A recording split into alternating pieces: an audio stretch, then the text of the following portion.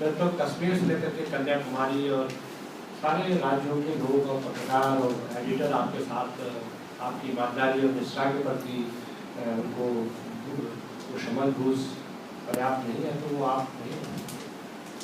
तो मैं क्योंकि संसद की चर्चा हुई और मेरे जीवन कैरियर का मेजर पार्ट 30-35 साल मेरे से ज़्यादा तो आनंद जी का पिता है, लेकिन हमारा भी एक विनम्र रिपोर्टर, संसदीय रिपोर्टर के रूप में वहाँ समय बीता।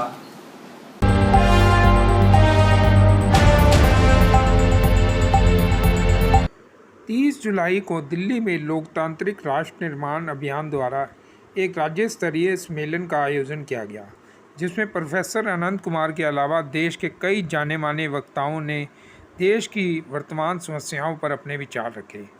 कार्यक्रम का आयोजन ITO में मेट्रो स्टेशन के पास तिवारी भवन में किया गया, जो सुबह से शाम तक चला। हमने प्रोफेसर अनंत कुमार और कुछ अन्य अतिथियों से भी बातचीत की। देश की समस्याओं पर अपने विचार रखते हुए वक्ताओं ने वर्तमान मोदी सरकार के कार्यों पर क्या कहा और 2024 में भारतीय जनता पार्टी और विपक्ष के भविष्य पर क्या संभावनाएं व्यक्त की। जानिए सुरेश सब्बरवाल के साथ प्रोफेसर अशोक अरोड़ा की इस एक्सक्लूसिव रिपोर्ट में। और उसके पहले दूसरा सत्र हुआ तो ये सत्र भी हुआ, लेकिन वहाँ अभी सिचुएशन बहुत खराब हो गई थी। तो मैं एक तो खैर वो अलग इशू है, लेकिन मैं फ्रीडम ऑफ प्रेस और पार्लियामेंट की जो एंट्री को मैं क्यों मैंने क्योंकि रिपोर्टर रहा हूँ वो अभी भी परमानेंट पास है, हालांकि परमिशन नहीं है अपने दूसरे की। मेरे को भी फोन आया कि उन्होंने कहा कि आपको पार्लियामेंट आना है। मैंने कहा मेरा तो परमानेंट पास है। कह रहा नहीं उससे नहीं घुस पाएंगे, परमानेंट पास का विश्लेषण पे आएंगे, उसके बाद आपको 2 दिन का पास 1 जनवरी और 2 जनवरी का पास एक कागज में मिलेगा अलग से। उसके बाद आप एंट्री करेंगे, उसके अगले दिन से एंट्री नहीं कर पाएंगे। तो मैंने कहा भाई हमारे यहाँ सत्यनारायण की कथा होती है गाँव में, तो क्या पार्लियामेंट में कोई सत्यनारायण की कथा होती है कि मैं कथा सुनने के आओ, प्रसाद लेकर के अपने गाँव में रहता है। तो ये मजाक मुझे लग रहा है कि जो पूरा जो रोड मैप है वो रोड मैप ये है कि इंफॉर्मेशन की जो सप्लाई लाइन है, सूचनाओं की जो सप्लाई लाइन है, उसको ब्रेक कर मन की बात एक तरफ से होती रहे और जो सोसाइटी की जो सप्लाई लाइन है, सोसाइटी को जो देश के जो कर्ता धर्ता है, जहाँ देश के नियम कानून, संसदीय जो तौर तरीके हैं, बाहर चर्चा, कॉलिगेटेशन मोशंस, देश के जो ज्वलंत सवाल है, गरीबी, बेरोजगारी, भूख, बाढ़, तूफान, इस पर जो है जो चर्चा है वो चर्चाओं की जिक्र कहीं होना नहीं चाहिए। तो आप अगर ऐसा समाज जो सूचनाएं जिसके पास है ही नहीं, ऐसा समाज क्रिएट करने के लिए काम किया जाता है, ऐसा नहीं बनता ऐसा। तो ऐसा समाज बनने के लिए संसद से सूचनाओं के सप्लाई लाइन को ब्रेक किया जाता है और उसके लिए इससे अच्छा तरीका कुछ नहीं हो सकता कि वहाँ जो रिपोर्टर, जो अनुभवी रिपोर्टर है, लॉन्ग एंड डिस्ट्रीब्यूट सर्विस वाले आनंद जी सहाय से के साथ साथ 40-50 सीनियर जर्नलिस्ट हैं, उनको LLB कैटेगरी का पास को विड्रॉ कर दिया। एक आध बार कर दिया होगा, रिव्यू कर दिया, तो कहाँ ताकि अपन जा ना सकें। तो बेसिक चीज़ क्या है, तो फंडा है, तो कहते हैं देसी भाषा में कि सरकार, संसद, पार्लियामेंटेरियंस और मीडिया का ये जो कॉम्बिनेशन है, इस कॉम्बिनेशन को ब्रेक करो, कट ऑफ कर देते। जब ये कॉम्बिनेशन अपने आप में कट ऑफ हो जाएगा तो डिक्लेयर करने की जरूरत थोड़ी है कि लोकतंत्र खत्म हो जाए। जब बाएं हाथ को पता ही नहीं होगा दाहिने हाथ क्या कर रहा है, तो डेमोक्रेसी अपने आप खत्म हो जाएगी। क्योंकि पार्लियामेंट में जो डिस्कशन चल रहा है, जो बातें हो रही है, वो देश की आवाम को पता नहीं लगती। तो हालत बहुत खराब है, जुडिशरी डरी हुई है, इसलिए जुडिशरी को डराने के लिए ही तीसरी बार भी हम आ रहे हैं।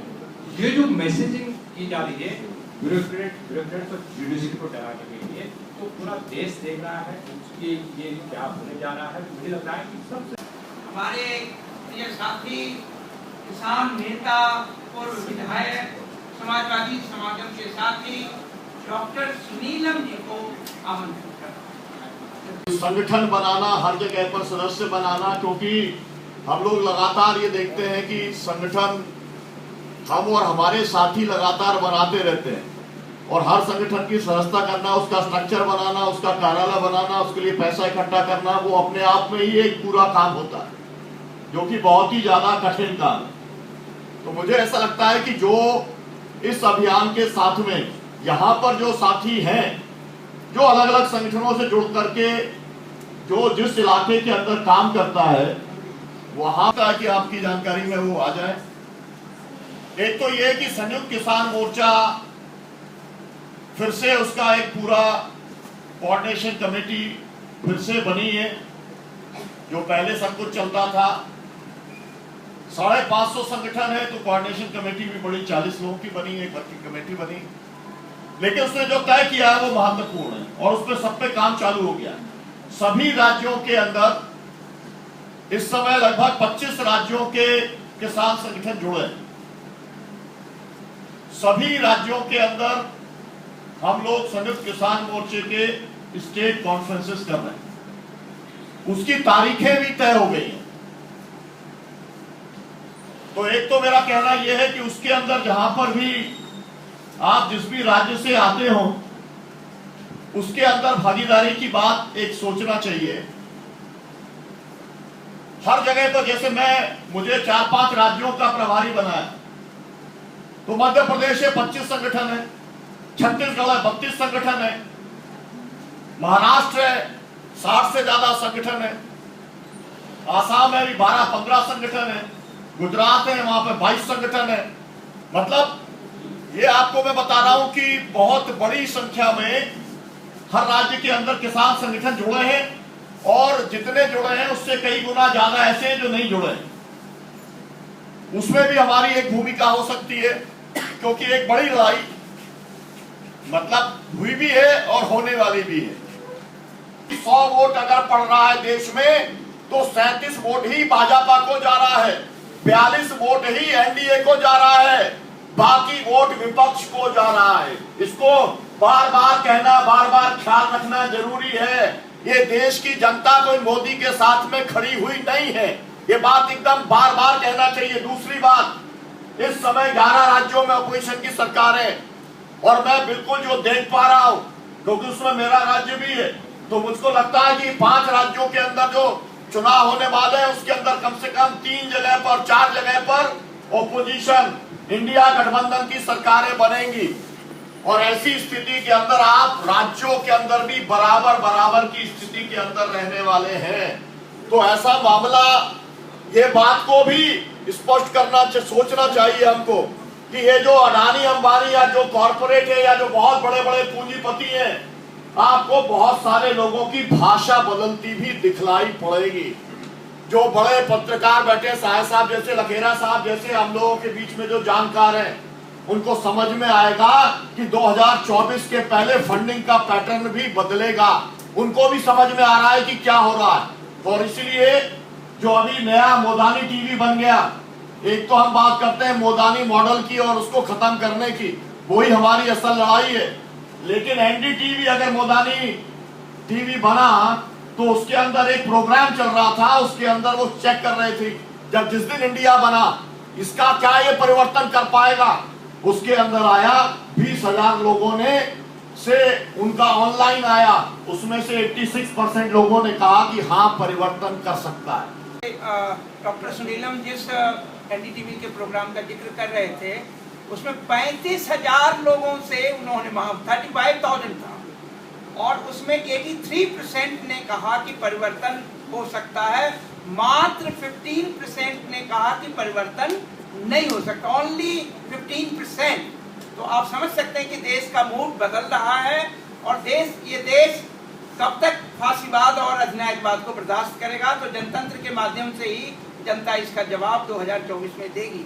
मैं तो मानता हूं कि अगर इंदिरा जी अधिनायकवादी व्यवस्था जो इमरजेंसी के बाद वो लागू कर रही थी और वो चुनाव हार गई, उतने मत प्रतिशत तो आज भी बीजेपी और कांग्रेस मोदी जी के पास नहीं है।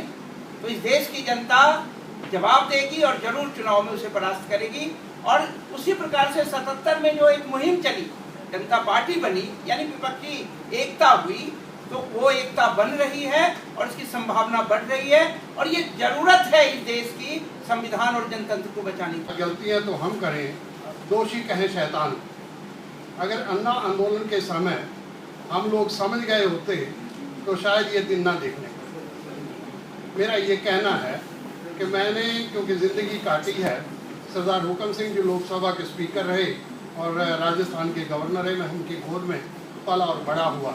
और जब सिंह सभा शताब्दी कमेटी बनी तो मैं बड़ी छोटी उम्र थी, मेरी 23 साल की, तो मैं वो प्रधान थे और मैं सचिव था उसी सोसाइटी का, उसी ऑर्गेनाइजेशन का जो इंटरनेशनल बॉडी। मैं उस समय को देखा, मैं 1984 को भी अपने सामने देखा, मैंने इंदिरा गांधी जी के उस समय को भी देखा है, जब 1984 2 जून 1984 को जब उन्होंने डिक्लेरेशन में ये कहा कि वायलेंस को काउंटर वायलेंस से ख़त्म नहीं किया जा सकता, हेट को हेट से नहीं किया जा सकता, अगर सम मिसगाइडेड हिंदूज अगर वो काम ना करते तो शायद हम 1984 से बच जाते। वो मिसगाइडेड हिंदूज किसको रेफर कर रही थी?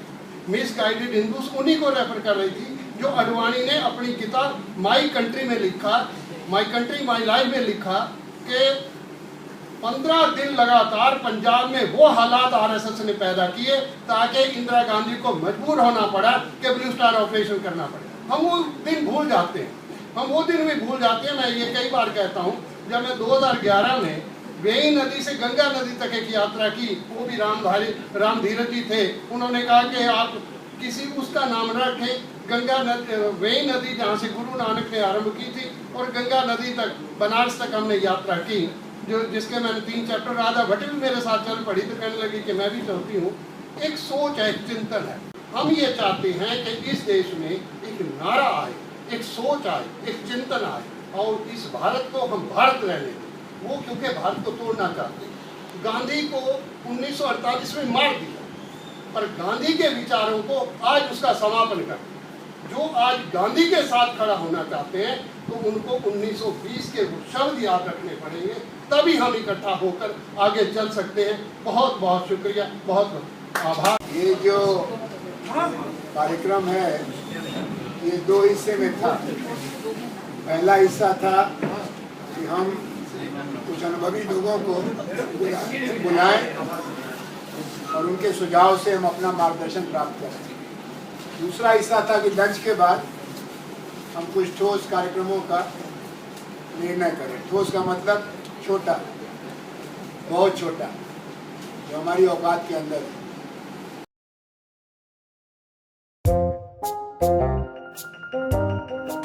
हाय राहुल। हाय रिचा।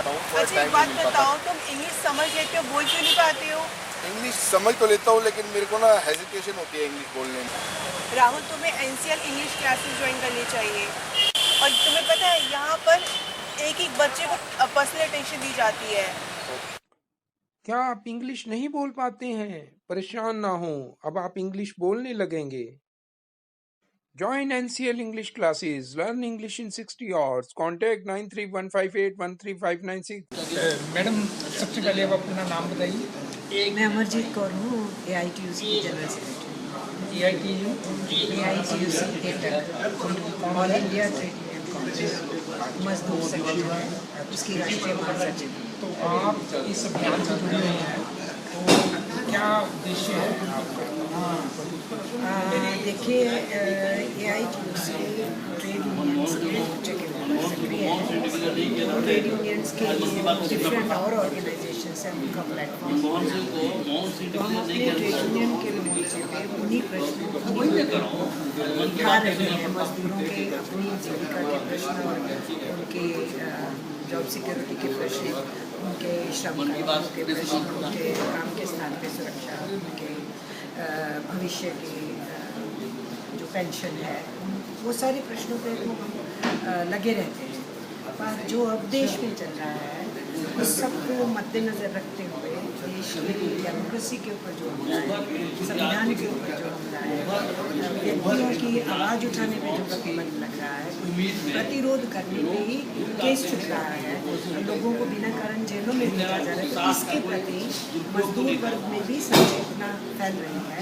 और ऐसे जैसे ये साथी लोगों ने लोकतांत्रिक राष्ट्र निर्माण अभियान करके आगे बढ़ाने का चेष्टा किया है, तो वो सिमिलर कंसर्न्स हैं जो अपने अपने मोर्चों के कंसर्न से ऊपर है, क्योंकि वो पूरे देश के कंसर्न है। और इसीलिए मैं ट्रेड यूनियंस की तरफ से अपनी एकजुटता जताने के लिए यहाँ पर पहुँची हूँ कि आपने जो अभियान उठाया है, इस अभियान को हर मोर्चे जो सक्रिय अपने अपने मुद्दों पे, उन सबको उठाने की ज़रूरत है, क्योंकि ये सबके हित में होगा अगर देश का संविधान भी बचेगा और देश में जनता भी बचेगा। और जो देश के अंदर अफरा तफरी, नफरत, अराजकता फैलाई जा रही है, जो संजीदा मुद्दे हैं उनको दरकिनार करके नॉन इश्यूज़ को उभारा जा रहा है, नफरत फैलाई जा रही है, हिंदुस्तान की जो साझी विरासत है उसके ऊपर बहुत बड़ा चोट है। हमारी हजारों वर्षों की जो सांस्कृतिक जुड़ के रहने की उस पर आक्रमण है। अगर वही नहीं बचेगी तो देश नहीं बचेगा, और फिर हमारे मुद्दे भी बन जाकर के अंदर रहेंगे। इसलिए उस कंसर्न से मैं AITUC की तरफ से और इंडिया कांग्रेस की तरफ से यहाँ पहुँची हूँ। मजदूर वर्ग का ये सबसे पुराना संगठन है, मजदूरों का संगठन ये आगे एकजुटता करे कि आप शहरी स्वयंसेवी संस्थाएं, NGO, सिविल सोसाइटी ऑर्गेनाइजेशंस जो जहाँ है, जो भी प्रयास कर रहा है, उसमें एक दूसरे के प्रयास में सामंजस्य बिठाते हुए, सपोर्ट करते हुए, समर्थन करते हुए आगे बढ़ना होगा। मैं इसलिए इनके आज के इस कार्यक्रम में शामिल हूँ। आपको क्या लगता है कि जो वर्तमान सरकार है वो रोजगार देने में सक्षम हुई है? सहमत है? चूँकि वो फेल हुई है, रोजगार देने में, महंगाई कंट्रोल करने में, लोगों को जो दूसरे वायदे किए थे वो पूरा करने में, या किसानों की फसल का दुगना दाम देने में, या श्रमिकों को वायदा किया कि उन लोगों की ज़िंदगी बहुत बेहतर हो जाएगी, वो सारे जो वायदे किए गए थे, लोगों के घरों में 15-15 लाख पहुँचाने का भी वायदा किया गया, उन वायदों में सरकार फेल है। चूँकि उसमें फेल है, उनके पास कोई जवाब नहीं है। यही कारण है कि जो नॉन इश्यूज़ हैं, जो मुद्दे नहीं होने चाहिए, जो प्रश्न नहीं है, उनको उजागर किया जाए। तो असली प्रश्नों का अगर आप उत्तर नहीं दे रहे हैं तो पूरे समाज को डिरेल कर रहे हैं। ये सरकार कामयाब नहीं है रोजगार देने में, फेल हो गई है, रोजगार छिन गए, जो थे वो भी छिन गए। नोटबंदी ऑनवर्ड्स ये हालात बहुत बिगड़े हैं तेजी से देश के अंदर। इस अभियान को चला रहे हैं तो हम उनसे बात करेंगे। सर, आप ये जो अभियान चला रहे हैं, ये कब से की शुरुआत की? एक सम्मेलन वाराणसी में 5 जून को जो संपूर्ण क्रांति दिवस के रूप में देश भर में मनाते हैं, 4 और 5 जून को वाराणसी में हुआ, जहाँ ये तय किया गया इस समय देश की जो स्थिति है इसमें राष्ट्र निर्माण के सवाल, अभी लोकतांत्रिक राष्ट्र निर्माण, एक तो तानाशाही राष्ट्र निर्माण होता है जो समावेशी नहीं होता है, बहुआयामी नहीं होता है, जिसमें विविधता के लिए कोई जगह नहीं, उसको शुरू किया गया। इसी का राज्यों सम्मेलन करके राज्यों की इकाई उन्होंने अब तक बिहार, झारखंड, महाराष्ट्र 3 राज्यों में सम्मेलन करके इकाइयाँ बना ली है और पालमपुर में अभी अपनी 6 महीने की समीक्षा की। ये समयबद्ध कार्यक्रम है। आज दिल्ली का सम्मेलन करके दिल्ली की इकाई पूरी हो जाएगी। उत्तर प्रदेश में 4 राज्य के 4 क्षेत्र हैं, वहाँ सम्मेलन होगा और उड़ीसा में 6 राज्य हम लोग अगले 6 महीने मेहनत और अगले 3 महीने में तैयारी से करेंगे। हमारा उद्देश्य है कि हम भारत को अपने स्वाधीनता सेनानियों के सपनों का देश बनने में मदद करें। उसका मतलब है कि यहाँ पर समता हो, बंधुत्व हो, न्याय हो और सबसे बड़ी बात स्वतंत्रता हो। इस स्वतंत्रता का अर्थ सामाजिक दृष्टि से जाति, लिंग भेद, धर्म भेद को दूर करना, आर्थिक दृष्टि से सबको रोजगार और सम्मानजनक आमदनी की व्यवस्था करना, राजनीतिक दृष्टि से सबकी हिस्सेदारी और जिम्मेदारी और सांस्कृतिक दृष्टि से अपनी अपनी आस्था, अस्मिता और जो उनके सपने हैं उनको पूरा करने की इच्छा। अब इसमें आप जानते हैं कि इस समय एक खास तरह का माहौल है, इसमें अभी मणिपुर में कुकी और मैतेई लड़ रहे हैं, उधर किसानों का जो हाल था 1 साल धरना चला, नौजवान बेरोजगारी से पीड़ित है, कोई सोशल नहीं रहा है, चारों तरफ बेरोजगारी और महंगाई की मार है और सरकार दूसरे कामों में लगी है। हम लोगों को आशा है कि जो देश के पीड़ित लोग हैं तो इसको अपना मंच मानेंगे और हम जो लोग सरोकारी और सक्रिय लोग हैं 100 कामों को करने की बजाय राष्ट्र निर्माण को लोकतांत्रिक रास्ते से करने का अपना ध्यान रखें। जो भारतीय जनता पार्टी ने वादे किए थे, क्या आपको लगता है कि वो सरकार उस पर खरी उतरी है? भारतीय जनता पार्टी ने जो वादे किए उसमें जो सबसे अच्छा नारा उनका था वो था सबका साथ, सबका विकास, सबका विश्वास और सबका प्रयास। तो सबका साथ तो ले नहीं रहे हैं, जो हिंदुओं के अलावा अन्य धर्म हैं उनके बारे में एक खास दृष्टिकोण बन गया है। पाकिस्तान चले जाओ, सबका साथ नहीं ले रहे हैं। सबका साथ मतलब सबको रोजगार का अवसर, किसानों को लाभकारी मूल्य, छोटे उद्योगपति और व्यवसायियों को अपने व्यवसाय उद्योग को चलाने का अवसर वो नहीं है। अभी तो हम दो और हमारे दो की सरकार है, अरबपतियों की सरकार है, फिर सबका प्रयास भी नहीं है। आप देख रहे हैं कि नौजवान दोनों हाथ लिए रोजगार की तलाश में है और कोई रोजगार नीति नहीं, जबकि वादा किया था 2 करोड़ रोजगार 1 साल में, और ये अच्छा वादा था क्योंकि पिछली सरकार की ये सफलता थी और रोजगार भी विकास जॉबलेस भी। तो अगर उनके वादों पर, उनके नारों पर आप उनको कसौटी पर कसें तो आप पाएंगे कि परिस्थितियाँ निराशाजनक हैं। और अगर 2 बार यानी लगभग 10 साल हुकूमत में रहने के बाद आप लगातार सफल हैं तो आपको लोकतंत्र का तकाजा है कि दूसरों को अवसर देना चाहिए। आप ये न दें जनता आप बदलाव चाहती है। तो आपको लगता है कि 2024 में बदलाव होगा? अब मुझे तो जो भारतीय समाज और राजनीति के विद्यार्थी के नाते दिखाई पड़ रहा है उसमें कर्नाटक का नतीजा है, हिमाचल प्रदेश का नतीजा है, किसानों का आंदोलन है, नौजवानों का संतोष है, महंगाई का सवाल है। मुझे लगता है कि इस सरकार के पक्ष में जो लोग 2019 में थे उसमें से आधे से ज़्यादा लोग अपने निर्णय पर पुनर्विचार करेंगे और जो 37% वोट मिला था वो घट करके शायद 20% प्रधानमंत्री मोदी तो विपक्ष पर ही हमला करते रहते हैं। अब इंडिया नाम जो संकट में रखा है उस पर ही वो हमला करते हैं। अब इंडिया दैट इज भारत है, तुम्हारे संविधान में लिखा हुआ है, उसमें क्या करिएगा। इंडिया नाम कोई विपक्षी दलों ने पैदा नहीं किया और अभी माननीय प्रधानमंत्री का अधिकार और कर्तव्य है कि विपक्ष पर हमला करें, लेकिन वाजिब हमला करें, नावाजिब हमला न करें। उनको अपनी करनी को देखना चाहिए, अपनी कथनी और करनी में एकता लानी चाहिए, बाकी जनता को फैसला करनी चाहिए। लेकिन अगर कथनी और करनी में फासला बढ़ता जाएगा तो उनके न चाहने पर भी लोग विकल्प की तरफ अपना प्रस्थान करेंगे। संसद में पिछले सत्र में भी काम नहीं हो पाया था, इस सत्र में भी काम नहीं हो पा रहा, तो कैसे जनता की समस्याओं का समाधान होगा? ये संसद तो जनता की समाज का आईना है।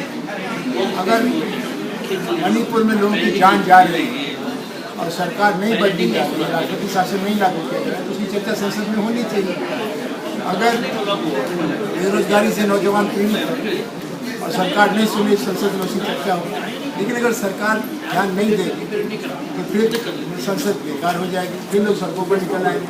और आज यही हो रहा है कि जो सवाल संसद में उठने चाहिए थे नहीं उठ रहे हैं, तो लोग सड़कों पर निकल रहे हैं।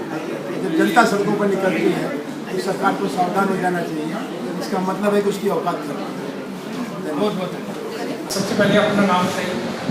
डॉक्टर सुनीला मुकुल, विधायक नेताजी समाजवादी समाज का राष्ट्रीय महामंत्री, किसान संघर्ष समिति के अध्यक्ष, संयुक्त किसान मोर्चे के साथ मिलकर काम करता हूँ, सड़कों कमेटी का। तो आप आज इस सम्मेलन में आए हैं, तो क्या उद्देश्य है इस सम्मेलन? देखिए, जो अभियान है इसका एक ही उद्देश्य है कि हम देश बचाने निकले हैं, आओ हमारे साथ चलो। ये कोई एक विचार का, एक पार्टी का, एक संगठन का, एक प्रांत या एक इलाके का आंदोलन नहीं है। इस आंदोलन की जो मुख्य उद्देश्य है, जो आज़ादी के आंदोलन के मूल्य थे, जो समाजवादी आंदोलन के भी मूल्य थे, जो गांधी जेपी के और इंडिया के आंदोलन के मूल्य थे, उन मूल्यों को पुनर्स्थापित करना। इस समय जो सरकार है वो पूरी तरीके से लोकतंत्र के खात्मे में लगी हुई है। और खात्मे का मतलब ये है कि आप सोचिए कि उसने 9 राज्यों में तो चुनी हुई सरकारों को उसने गिरा दिया, अपनी सरकारें बना ली, है ना। और आप देख रहे हैं कि किस तरीके से खरीद फरोख्त का काम चल रहा है। आप ये देख रहे हैं कि पूरे देश के अंदर जो पूरा पब्लिक सेक्टर था वो बेच करके उन्होंने अडानी अंबानी को सौंपने का काम कर दिया। तो असल में जब जनता किसी को भी चुनती है तो इसलिए चुनती है कि हमारे हित में फैसले होते हैं। लेकिन हमने देखा कि किसानों के खिलाफ में ये 3 जो है किसान विरोधी कानून था, किसान लड़े, 380 दिन लड़े और 700 किसानों की शहादत हुई। तो देश को बचाने के लिए, संविधान को बचाने के लिए, लोकतंत्र को बचाने के लिए कुछ कार्यक्रमों में बहुत छोटे भागीदारी की जरूरत है। तो मैं आपके इस चैनल के माध्यम से अपील करना चाहता हूँ सभी दर्शकों से कि दिल्ली के कॉन्स्टिट्यूशन क्लब में 3 बजे से 6 बजे के बीच में एक राष्ट्रीय सुरक्षा से जुड़े हुए जो मुद्दे और चिंताएं उसको लेकर के एक राष्ट्रीय सम्मेलन जिसकी अध्यक्षता जो करने वाले हैं वो सतपाल मलिक जी हैं, जो पूर्व राज्यपाल हैं। और उसमें 14 पॉलिटिकल पार्टीज के जो इंडिया गठबंधन से जुड़ी हुई हैं उसके सांसद उसमें आने वाले हैं। और हम सब मिलकर के देश के जो सुरक्षा से जुड़े सबसे जो बड़े मुद्दा है वो ये है कि पुलवामा हुआ, पुलवामा में 40 जवान शहीद हुए, उसकी जांच रिपोर्ट की बात हुई, लेकिन अभी तक तो उसकी जांच रिपोर्ट बाहर नहीं आई, सार्वजनिक नहीं हुई। तो हम चाहते हैं सरकार से पूछना कि सरकारें बताएं कि उस जांच रिपोर्ट में क्या हुआ, और अगर कुछ नहीं हुआ तो फिर वो एक जो है हम ये अपील करेंगे कि सुप्रीम कोर्ट एक जो है वो कोई जांच उसकी करवाने का काम करे या जेबीसी बने पार्लियामेंट की। इसी तरीके से हम लोग जो है 9 अगस्त को कॉर्पोरेट बचाओ देश बचाओ का पूरे देश में कार्यक्रम करने वाले हैं। ये मूल तौर पे कार्यक्रम CTU का है, देश के जो श्रमिक संगठन है उनका है, जिनकी मेमोरी 10 करोड़ की है पूरे देश के अंदर। और हम लोग ये चाहते हैं कि हम लोग कॉर्पोरेट बचाओ देश बचाओ का अभियान पूरे देश के अंदर चलेगा। इसी तरीके से 15 अगस्त को आज़ादी बचाओ को लेकर के, है ना, कि आज़ादी खतरे में दिखाई पड़ती है, क्योंकि अगर सब कुछ जो है सब कुछ सौंप दिया जाएगा अडानी अंबानी को तो देश के नागरिकों के लिए सार्वजनिक बचने वाला नहीं है। तो ये 15 का है। इसके बाद में 24 अगस्त है, तालकटोरा स्टेडियम के अंदर एक किसानों मजदूरों का एक अखिल भारतीय सम्मेलन होने जा रहा है, जिसमें कि हजारों मतलब 10,000 से ज़्यादा किसान मजदूर इकट्ठे होंगे। और इतिहास में पहली बार ये हो रहा है, 75 साल में या उसके पहले कभी नहीं हुआ कि इतने बड़े पैमाने पर किसान संगठन, श्रमिक संगठन एक साथ आए हों, दोनों के सवालों को उठाने का काम किया हो। तो 24 अगस्त का एक कार्यक्रम तालकटोरा स्टेडियम में। उसके साथ साथ में हम लोग जो है देश भर में 26 नवंबर जो संविधान दिवस है, 26 से लेकर के 26, 27, 28 नवंबर को देश के हर राजभवन के सामने सभी राज्यों में हमारा हजारों किसानों का जमावड़ा होने वाला है। जो महापड़ाव है वो होने वाला है। तो एक बार फिर से ताकत देश का किसान दिखाएगा, अपने मुद्दों को मोदी सरकार के सामने, राज्य सरकारों के सामने रखेगा। और हम ये चाहते हैं कि किसानों और श्रमिकों को केवल जो है जो जैसे MSP है वो मिलना चाहिए, किसानों को 5,000 की पेंशन है वो मिलना चाहिए, भूमि अधिग्रहण जो कृषि भूमि है उसके ऊपर रोक लगनी चाहिए, 4 लेबर कोड हैं वो ख़त्म होनी चाहिए, प्राइवेटाइजेशन जो है वो बंद होना चाहिए, पब्लिक सेक्टर को मजबूती देने का काम करना चाहिए। तो ये सब कार्यक्रमों का आज समर्थन की बातचीत इस सम्मेलन में हो रही है। और हम केवल देश बचाने मात्र का हम लोगों का लक्ष्य है। उसी लक्ष्य के साथ में प्रोफेसर आनंद जी की जो है उसमें नेतृत्व में जो कि JP आंदोलन का भी नेतृत्व कर रहे और यहाँ पर छात्र संघर्ष वाहिनी के सब नेता हैं, जो कि जब जेपी ने एक तानाशाही के खिलाफ में लोकतंत्र की बहाली के लिए जो संघर्ष किया था, जो लोग उस समय फ्रंट रो में थे 74 के आंदोलन में, वो सब यहाँ पर बैठे हुए हैं जो पॉलिटिकल पार्टीज में नहीं गए हैं। हम लोग चाहते हैं कि इंडिया जो लड़ाई लड़ रहा है गठबंधन, उसको हम ताकत देना चाहते हैं, जनता की तरफ से मुद्दों के आधार पर हम ताकत देना चाहते हैं। बहुत बहुत धन्यवाद। अरे वाह, ये तो बहुत आसान हो गया। हाँ, बदलते वक्त के साथ बिजनेस करने का तरीका भी बदलना पड़ता है साहब। A to Z web infotech search कीजिए और पाइए अपनी वेबसाइट सबसे अच्छे दाम और असिस्टेंस के साथ।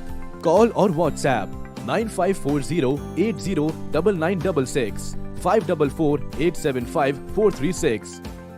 Website www.a2zwebinfotech.com।